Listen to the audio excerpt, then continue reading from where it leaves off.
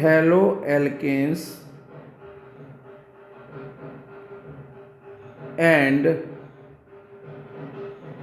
Hello arenes.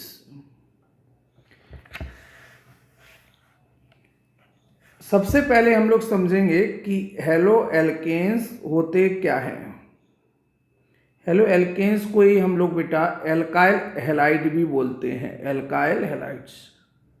ठीक है, जैसे हमारे पास में एक एलिफेटिक हाइड्रोकार्बन है RH, जिसे हम लोग कह रहे हैं एलिफेटिक हाइड्रोकार्बन। जब एलिफेटिक हाइड्रोकार्बन की रिएक्शन हेलोजन के साथ करा देते हैं तो इस एलिफेटिक हाइड्रोकार्बन का जो हाइड्रोजन एटम है वो रिप्लेस हो जाता है हेलोजन एटम के द्वारा। किसके द्वारा बेटा? हेलोजन एटम के द्वारा।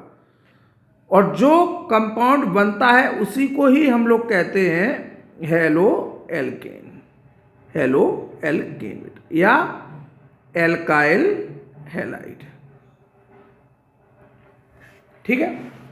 अच्छा, ये जो हेलोजन है वो आपके कोई भी हो सकते हैं, फ्लोरीन भी हो सकता है, क्लोरीन भी हो सकता है, ब्रोमीन भी हो सकता है और आयोडीन भी हो सकते हैं।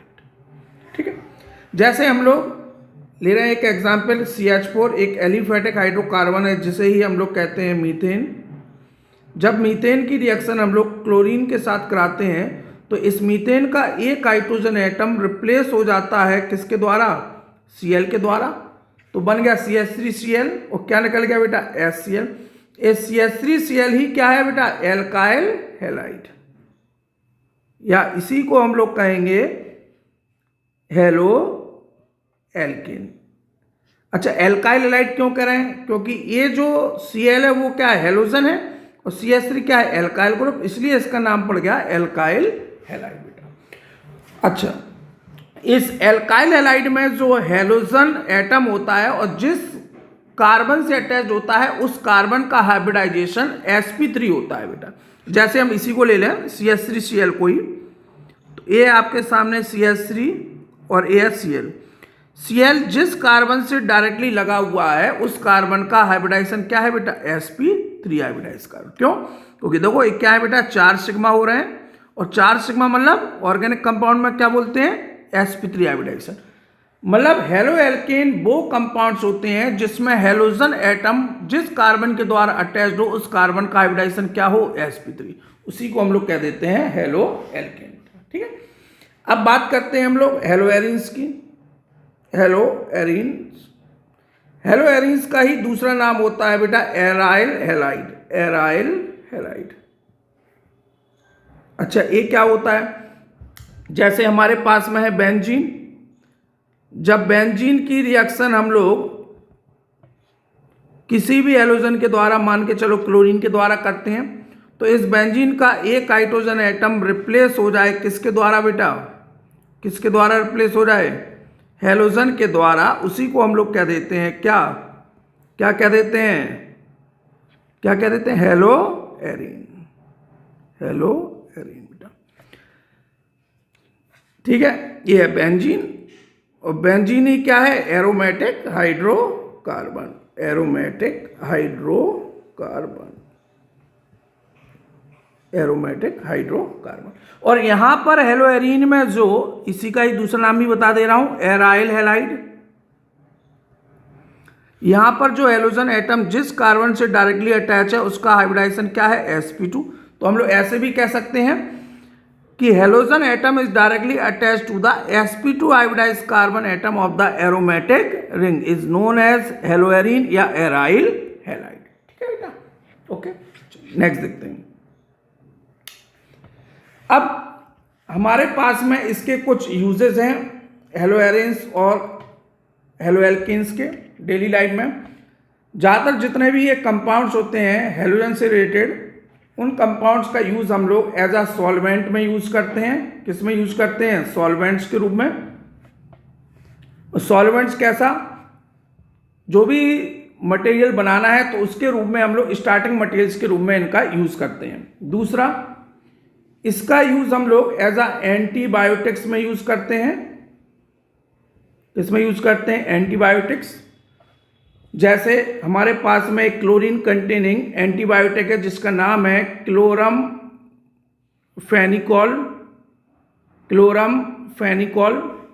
ये क्लोरमफेनिकोल जो है वो ऑब्टेन्ड होता है माइक्रो ऑर्गेनिज्म से, और माइक्रो ऑर्गेनिज्म को ही किल करता है, इसलिए हम लोग इसको एंटीबायोटिक कहते हैं। और ये वेरी इफेक्टिव होता है फॉर किसके लिए बेटा, आपकी टाइफाइड फीवर के लिए। टाइफाइड फीवर के लिए वेरी इफेक्टिव है ये ड्रग्स। नेक्स्ट, हमारी बॉडी में एक हार्मोन रिलीज होता है जिसका नाम होता है थायरॉक्सिन। इस थायरॉक्सिन में, ये थायरॉक्सिन हार्मोन आयोडीन कंटेनिंग होता है,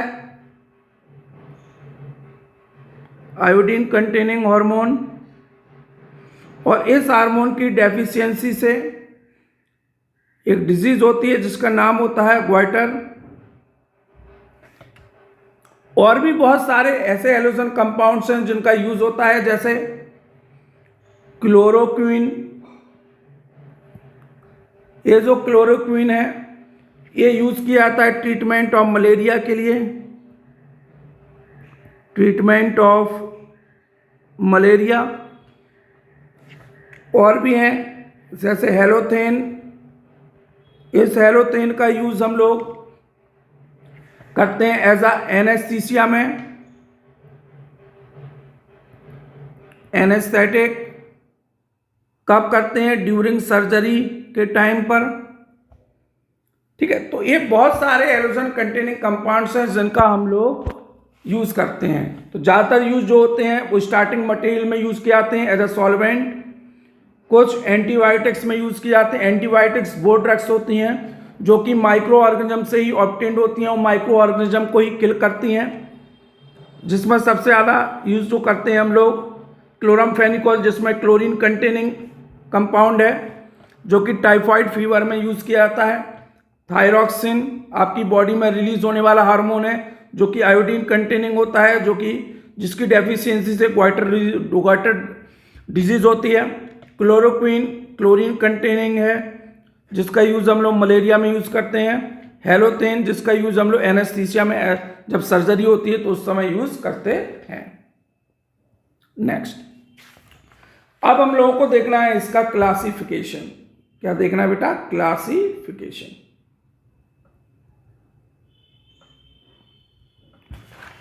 तो हेलो एल्केन्स का और हेलो एलिन्स का क्लासिफिकेशन दो पार्ट में डिवाइड किया गया है, और उस पार्ट को, पहले पार्ट जो हम पढ़ने जा रहे हैं वो पढ़ने जा रहे हैं on the basis of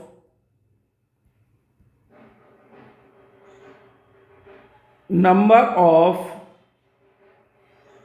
halogen atoms. जैसे हमारे पास में एक एग्जांपल है CH3Cl। इस कंपाउंड में हम लोग देख रहे हैं कि कितने हेलोजन है, सिर्फ एक ही है, तो इसलिए इसका नाम हो जाता है मोनो हेलो एल्केन। हमारे पास में एक कंपाउंड और है, तो इसमें कितने हेलोजन एटम है बेटा, 2 हैं, इसलिए इसका नाम हो जाएगा डाई हेलो एल्केन।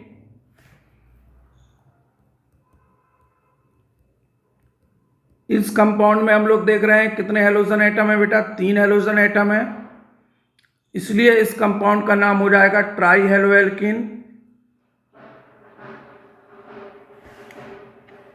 इसी प्रकार हेलो एरीन में भी एक हेलोजन लगा है बेंजीन से डायरेक्टली, इसलिए इसको हम लोग कहेंगे मोनो हेलो एरीन।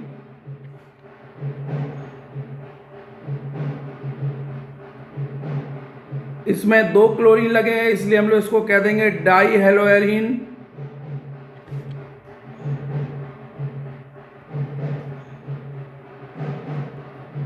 इसमें लगे हुए हैं 3 क्लोरीन, या कोई भी 3 हेलोजन एटम लगे होने चाहिए बेंजीन से डायरेक्ट, तो इसको हम लोग कहेंगे ट्राई हेलो एरीन। ठीक है, तो ये ज़रूरी नहीं है बेटा क्लोरीन या ब्रोमीन लगे, कोई से भी हेलोजन को हम लोग यहाँ पर अटैच कर सकते हैं। यदि एक हेलो एल्केन हो तो मोनो हेलो एल्केन, दो हो हेलोजन एटम तो डाई हेलो एल्कीन, तीन हो तो ट्राई हेलो एल्कीन। इसी प्रकार हेलोएरिन में एक हेलोजन हो तो मोनो हेलोएरिन, दो हो तो डाई हेलोएरिन, तीन हो तो ट्राई हेलोएरिन बेटा। ठीक है, अब क्या है, जो मोनो हेलो एल्कीन और मोनो हेलोएरिन है उनको भी हमने फर्दर क्लासिफाई किया गया है। तो मोनो हेलो कंपाउंड्स में further be classified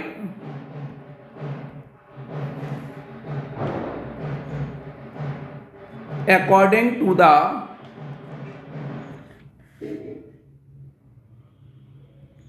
hybridization of the carbon atom to which the halogen is bonded। जो मोनोहेलो कंपाउंड्स हैं उनको हम लोगों ने फर्दर क्लासिफाइड किया गया है किसके बेसिस पर बेटा, आपका हेलोजन एटम जिस कार्बन से डायरेक्टली अटैच होता है उस कार्बन का हाइब्रिडाइजेशन क्या है। मैं क्या कह रहा हूं फिर से सुनो, मोनोहेलो कंपाउंड्स को मतलब इन कंपाउंड्स को हम लोगों ने फर्दर क्लासिफाई किया गया है किसके बेसिस पे, हेलोजन एटम जिस कार्बन से डायरेक्टली अटैच होता है और उस कार्बन का हाइब्रिडाइजेशन क्या होता है। ठीक है, चलो तो इस कैटेगरी को हम लोग पढ़ते हैं। तो इसका हमने क्लासिफिकेशन किया है कंपाउंड्स कंटेनिंग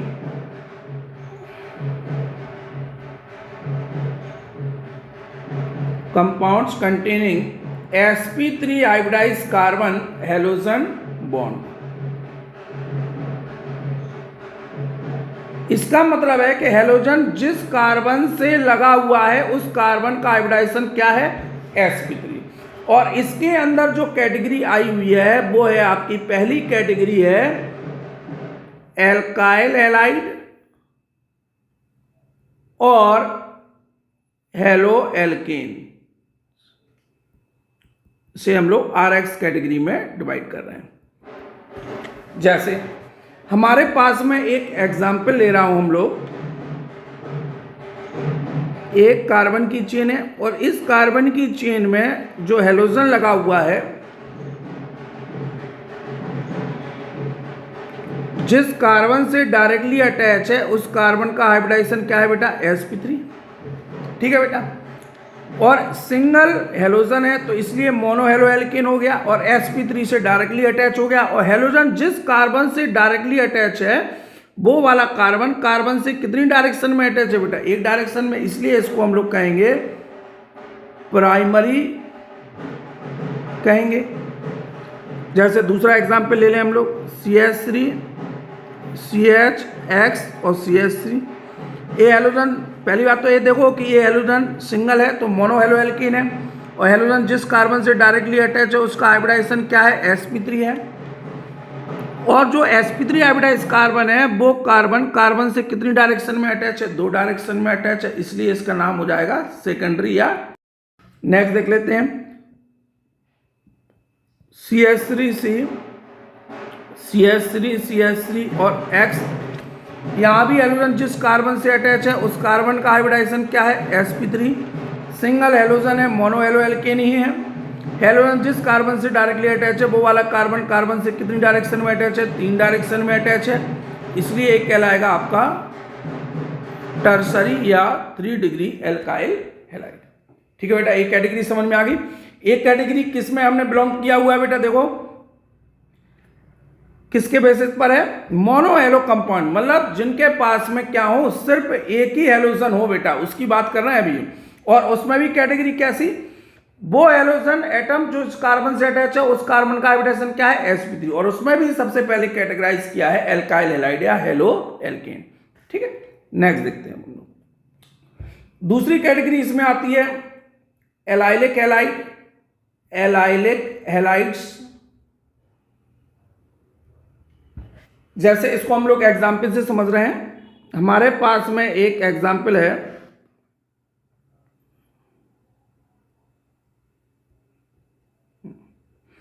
ये हेलोजन सिंगल है तो मोनो हेलो एल्केन हो गया। हेलोजन जिस कार्बन से अटैच है उस कार्बन का हाइब्रिडाइजेशन sp3 हो गया है। और ए sp3 किसके बाद आया हुआ है? sp2 के बाद आया हुआ है। ऐसी कंडीशन को हम लोग कह देते हैं एलाइलिक हैलाइड। मतलब when halogen is directly attached to the sp3 hybridized carbon atom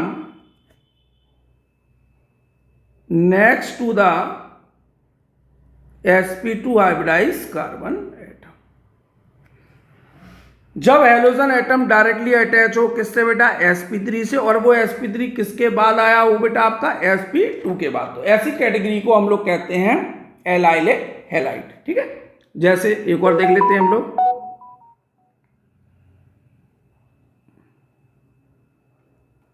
ये हेलोजन देखो जिस कार्बन से डायरेक्टली लगा है उस कार्बन का हाइब्रिडाइजेशन sp3 है, और ये sp3 किसके बाद आया हुआ है बेटा? sp2 के बाद आया हुआ है। इसलिए इसको भी हम लोग किस कैटेगरी के अंदर रखेंगे बेटा? एलाइलिक हैलाइड के अंदर रखेंगे। ठीक है, नेक्स्ट देख लेते हैं सी कैटेगरी। इसके अंदर mono halo alkene, mono halo compounds में ही चल रहे हैं हम लोग।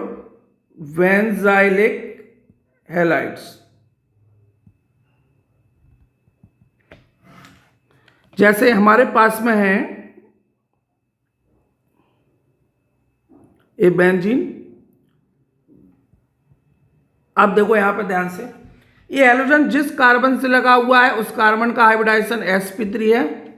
सिंगल हेलो है तो मोनो हेलो कंपाउंड्स हो गया, और हेलोजन जिस कार्बन से डायरेक्टली लगा है उसका हाइब्रिडाइजेशन sp3 है। और ये sp3 किसके बाद आया हुआ है? sp2 के बाद। मगर ये sp2 है किसका बेटा? एरोमेटिक रिंग का बेटा। देखो बेटा इसमें बेंजाइलिक और एलाइलिक में फर्क इतना है कि हेलोजन sp3 से अटैच है, हेलोजन sp3 से अटैच है। sp3 किसके बाद आया है? sp2 के बाद आया। यहां भी sp2 के बाद आया, मगर ये sp2 किसका है? एरोमेटिक हाइड्रोकार्बन बेंजीन रिंग का है। बट यहां पर ऐसा नहीं है बेटा। तो मतलब कहने का यहां पर क्या हुई इसकी definition? When halogen is directly attached to the sp3 hybridized carbon atom next to the sp2 hybridized carbon atom of aromatic ring या बेंजीन। ठीक है बेटा, समझ में आ गया? अब ध्यान से देखना बेटा, हमारे पास में अभी जो बेंजाइलिक हैलाइड हुआ, ये हेलोजन जिस कार्बन से लगा था उस कार्बन का हाइब्रिडाइजेशन क्या था? sp3, और वो sp3 किसके बाद आया था? sp2 के बाद। और वो sp2 किसका था? बेंजीन या एरोमेटिक रिंग का। यहां पर आप देख रहे हैं हेलोजन जिस कार्बन से डायरेक्टली अटैच था वो वाला कार्बन से सिर्फ एक डायरेक्शन में अटैच है, इसलिए इसको हम लोग कहेंगे बेटा बेंजाइलिक हैलाइड। कौन सा डिग्री बेटा? 1 डिग्री। ठीक है, जैसे दूसरा एग्जाम्पल ले लेते हैं। यहां पर जो हेलोजन लगा है उस कार्बन का हाइब्रिडाइजेशन जिस कार्बन से लगा हुआ है उसका sp3 है, और वो sp3 किसके बाद आया हुआ है? sp2, और वो sp2 किसका है? बेंजीन रिंग का। मगर जो sp3 हाइब्रिडाइज कार्बन है वो वाला कार्बन से कितनी डायरेक्शन में? 2 डायरेक्शन में, इसलिए इसका नाम हो जाएगा बेंजाइलिक हैलाइड 3 डिग्री। नेक्स्ट देख लेते हैं।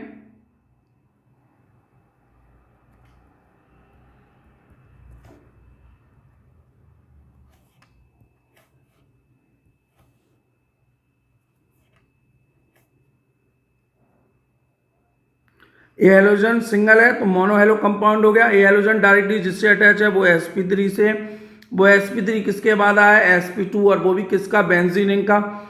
ये sp3 हाइब्रिडाइज जो कार्बन आइटम है वो कार्बन से डायरेक्टली कितने कार्बन से अटैच है? 3 से, इसलिए इसको हम लोग कहेंगे बेंजाइलिक हैलाइड, और वो भी कौन सा बेटा? 3 डिग्री। आगे बात समझ में? तो एक कैटेगराइज हो गया आपका बेंजाइलिक हैलाइड का। ठीक है, तो अभी हम लोगों ने, आप देख रहे हैं यहां पर जो भी कैटेगरी की हुई है, पहला था classification on the basis of number of halogen atoms, कि कितने हेलोजन एटम्स हैं बेटा, एक होगा तो मोनो, दो होगा तो डाई, तीन होगा तो ट्राई बेटा, ठीक है। इसी प्रकार हेलोएरिन में एक होगा तो मोनो हेलोएरिन, दो होंगे तो डाई हेलोएरिन, तीन होंगे तो ट्राई हेलोएरिन बेटा, ठीक है। फिर हमने क्या किया, जो मोनो हेलो एल्केन और मोनो हेलोएरिन है उनको भी क्लासिफाई किया हुआ बेटा, किसके बेसिस पर, कि हेलोजन जिस कार्बन से डायरेक्टली अटैच है उस कार्बन का हाइब्रिडाइजेशन क्या है बेटा, ठीक है। और उसमें भी सबसे पहले हमने कैटेगराइज किए हुए sp3 hybridise carbon halogen bond, और जिसमें भी पहली कैटेगरी है एल्काइल हैलाइड या हेलोएरिन्स की। ये हेलोजन जिस कार्बन से डायरेक्टली अटैच था वो वाला कार्बन से सिर्फ एक डायरेक्शन में अटैच है, इसलिए प्राइमरी कहा। जो हेलोजन जिस कार्बन से डायरेक्टली अटैच है वो वाला कार्बन से दो डायरेक्शन में है, इसलिए इसको हमने सेकेंडरी बोला। हेलोजन जिस कार्बन से डायरेक्टली अटैच है वो वाला कार्बन से तीन डायरेक्शन में, इसलिए हमने इसको टर्सरी बोल दिया, ठीक है। नेक्स्ट देखो, इसी में कैटेगरी एलाइलिक हैलाइड, एक ही है, सिंगल है तो मोनो हेलो है। हेलोजन जिस कार्बन से अटैच है वो sp3 वाली कैटेगराइज आ रहा है, और वो sp3 किसके बाद आया, sp2 के बाद आया बेटा, ठीक है। तो ऐसी कैटेगरी को हम लोग बोल देते हैं एलाइलिक हैलाइड। मतलब when halogen is directly attached to the sp3 hybridized carbon atom next to the sp2 hybridized carbon atom is known as allylic halide. ऐसे एक एग्जांपल मैंने आपको ये वाला समझाया हुआ है। इसके बाद आया बेंजाइलिक हैलाइड। हेलोजन सिंगल है, मोनो हेलो कंपाउंड में बिलोंग करेगा। हेलोजन जिस कार्बन से डायरेक्टली अटैच है वो sp3 है, तो एक कैटेगरी वो भी हो गई। और sp3 किसके बाद है, sp2, मगर वो sp2 किसका है, एरोमेटिक रिंग मतलब बेंजीन रिंग का बेटा, ठीक है। लिखा है when halogen is directly attached to the sp3 hybridized carbon atom next to the sp2 hybridized carbon atom of aromatic ring या बेंजीन रिंग बेटा, ठीक है। इसमें भी हमने तीन कैटेगरी बताई है आपको, benzylic halide 1 degree, benzylic halide 2 degree. Benzylic halide कौन सी बेटा कैटेगरी, 2 डिग्री बेटा आपको है, ठीक है। तो यहाँ कौन सी कैटेगरी बताइए बेटा, मैंने आपको बेंजाइलिक हैलाइड 2 डिग्री, और एक बताया बेंजाइलिक हैलाइड 3 डिग्री, ठीक है। चलो अब देखते हैं नेक्स्ट कैटेगरी हमारे पास में, कंपाउंड्स कंटेनिंग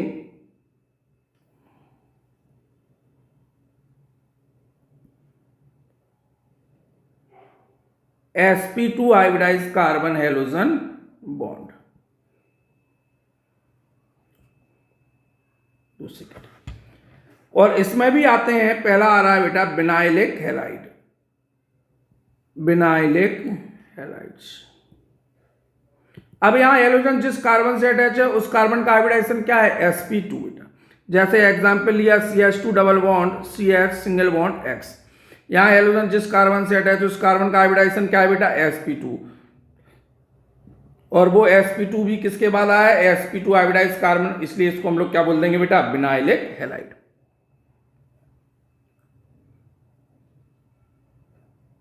देखो यहाँ पे हेलोजन जिस कार्बन से लगा है उसका भी हाइब्रिडाइजेशन है sp2, और ये भी क्या है, sp2। इसको लिखने का एक तरीका अलग है बेटा आपका, ठीक है।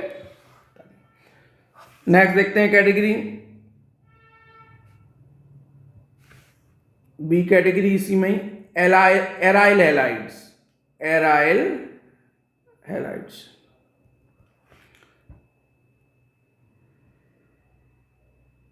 यहां हेलोजन जिस कार्बन से डायरेक्टली अटैच है उस कार्बन का हाइब्रिडाइजेशन क्या है, sp2, और ये sp2 किसका है बेटा, बेंजीन रिंग का, इसलिए इसको हम लोग क्या बोल देंगे, एराइलिक हैलाइड। यहां भी देखो एक और कंपाउंड, इसका डेरिवेटिव भी बता दे रहा हूं मैं। ये लगा हुआ CH3, यहां पे लगा दिया हमने X। हेलोजन डायरेक्टली अटैच किससे है, sp2 हाइब्रिडाइज से, और ये sp2 किसका है बेटा, बेंजीन रिंग का, इसलिए इसको हम लोग क्या बोल देंगे, एराइलिक हैलाइड्स बोल देते हैं बेटा, ठीक है। नेक्स्ट कैटेगरी हम लोग देखते हैं, कुछ अलग से हैं कैटेगरीज, जैसे है जैम डाई हैलाइड्स, ठीक है, जैम डाई हैलाइड्स, ठीक है। जैम डाई हैलाइड्स का मतलब क्या है, डाई का मतलब होता है बेटा दो, और हैलाइड्स का मतलब हेलोजन। जब दो halogen atom semi carbon atom पर लगे होते हैं तो उसको हम लोग कहते हैं जैम डाई हैलाइड्स। जैसे CH3 CH Br और Br दोनों सेम हेलोजन है और एक ही कार्बन पर लगे हुए हैं, इसलिए इसको हम लोग बोल देंगे जैम डाई हैलाइड्स, ठीक है। नेक्स्ट देखते हैं बिसिनल डाई हैलाइड्स।